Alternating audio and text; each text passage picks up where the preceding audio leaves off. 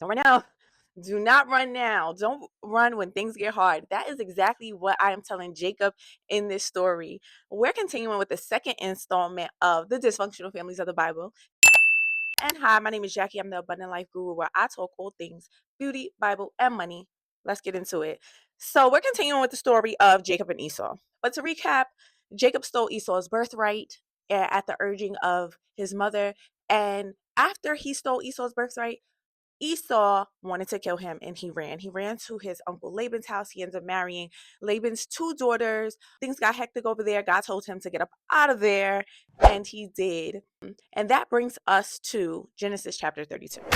So Jacob knows that his journey back to his homeland is going to be a long one. He also knows throughout that journey he's going to encounter his brother Esau in his land of Edom. So he prepares himself for that encounter. He sends a gift to his brother with a set of messengers just to kind of test the waters, see what's going on. His brother said, "Oh, okay. I want to meet my brother face to face." So his messengers come back and they said, "Esau wants to talk to you face to face, and he got 400 men with him. He's on his way." Joseph is shaking in his boots. He pleads to the Lord. He prays. He gets super nervous, but he continues his journey. While Jacob is offering peace, I feel like he is being manipulative. Straight up. He's being manipulative because he know he did wrong, and then he's trying to smooth things over like, "Oh, I accumulated riches. Here's a couple dollars for all the pain and suffering that I caused you." But Esau, his prayer giving ways, he ended up forgiving his brother. So then, on his journey to meet his brother, he sent his servants first and put some distance in between them. And Jacob with his scary self. His he then put his female servants and children and their children in front, Leah and her children, then Rachel and her child and himself in the rear. But to his surprise, his brother embraced him. What a what a wonderful story. Now, everything's all good. And Jacob decides to dwell in the land of Shechem. Now, here's where things get real interesting. Dinah, Jacob's only daughter, goes out into the city just to, see what the layout of the land is. Whatever. She could have been shopping. She could have needed anything.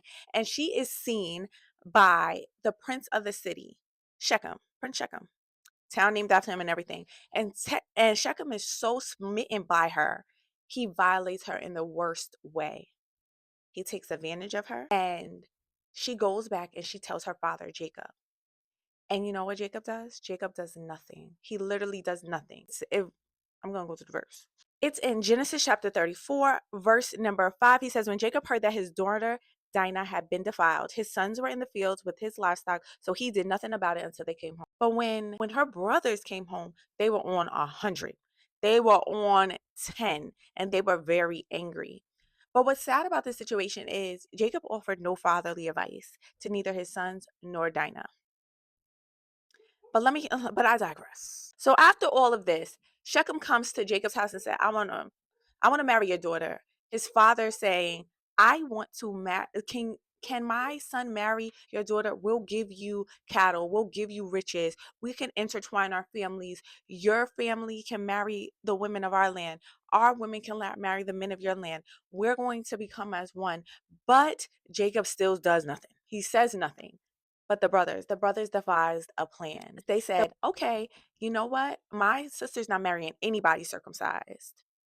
I'm sorry. My sister's not marrying anybody uncircumcised. So if you want to marry my sister, you have to be circumcised, and all the men of the city have to be circumcised. They agreed. He wanted her so bad that they agreed. So then let me tell you what happens next is really interesting. They circumcise everybody in the town, and the private area is still hurting, and they then kill every male in the town. They kill everybody. And you know what their excuse is? This is the brothers that did this. Jacob did nothing. He said, well, you should have not done that to my sister.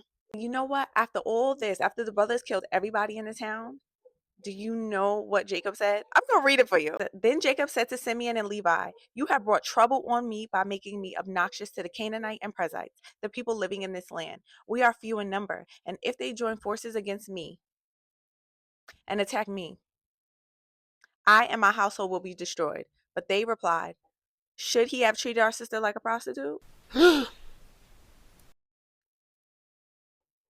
They ate on that one. Listen, some of you guys don't know the Bible has the juiciest stories. And I hope that you are enjoying this series. Like and follow me for more. Later.